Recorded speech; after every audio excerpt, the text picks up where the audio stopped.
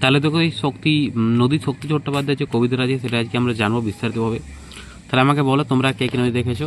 তো নদী হলো মানে মানে কি, যেখানে জল যায় সেখানে পাহাড় থেকে নদী শুরু হয় এবং সমুদ্র দিয়ে পতিত হয়, ঠিক আছে সাধারণত।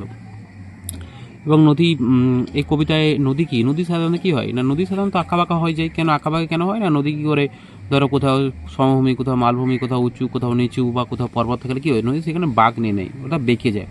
তো সেই ভাবনার জগৎ থেকে শক্তি চট্টোপাধ্যায় আমাদের যে বিখ্যাত কবি ছিলেন, তিনি এই কবিতাটি তখন এটি হচ্ছে লিখেছিলেন, ঠিক আছে। তো ব্যাপারটা দেখো, আমরা একটু জিনিস বিস্তারিতভাবে জেনে নিই। যে নদী নদী নদী সোজা যেতিস যদি, সঙ্গে যেতাম তোর আমি জীবন ভোর। বলছে যদি তুই সোজা যদি চলে যেতিস, ঠিক আছে, সোজা মানে পাহাড় থেকে সমুদ্র পর্যন্ত যদি সোজা যেত, তাহলে কি হতো, বলছে আমিও, কবি বলছে যে আমিও কিন্তু তোমার সাথে কিন্তু সোজাই যেতাম, ঠিক আছে। ঠিক আছে, তারপর হচ্ছে তা না গেলি বেগে সোজা সহজ পথের থেকে। তাহলে কবি বলছে ভাই তুই যদি সোজা তো যেতে পারতিস, কিন্তু তুই কী করলি না, বেঁকে গেলি, তার জন্য আমার মন চাইছে না যে তোর সাথে যাই, ঠিক আছে। আমায় বাঁকতে করে মানা পথে ঘাটের 10 জনে। নদী ধরো যেখানেই বাঁকে সেখানে কী হয়, সেখানে ঘাট হয়, মানুষজন আসে, তখন সব মানুষ তাকে উপদেশ দেয় যে যদি নদীটা এখানে না বাঁকতো তাহলে সোজা গেলে ভালো হতো।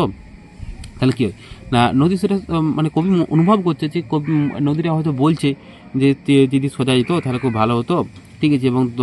এবং পথে ঘাটের যে 10 জন থাকে তারা বলে যে নদী যদি সোজা যেত তাহলে ভালো হতো।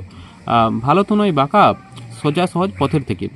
বলছে বলছে ভালো তো নয় বাঁকা, অর্থাৎ বাঁকা তো ভালো নয়, ঠিক আছে। কেন ভালো নয়? ধরো কোথাও কারো ধরো চাষের জমি বা কোথাও কোনো শহর আছে, সেখানে বাঁক নিলে কী হয়, নদীর নিজস্ব যেতে অসুবিধা হয়, ঠিক আছে, সেখানে মানুষজনের অসুবিধা হয়।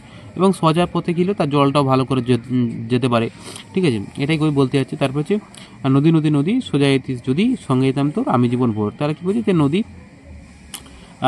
যদি সোজা যেতিস তাহলে কী হতো না, আমিও হচ্ছে তোর সাথে আমি চলে যেতাম আমার সারা জীবনের মতো, ঠিক আছে, সারা জীবন আমি তোমার সাথেই কিন্তু বহন করতাম। তাহলে দেখো আজকে আমরা এই শক্তি চট্টোপাধ্যায় নদী কবিতাটি আমরা জানলাম, ঠিক আছে। আমরা এর পরের দিন কোশ্চেন আনসারগুলো করবো, তোমরা একটু ভালো করে পড়ে আসবে।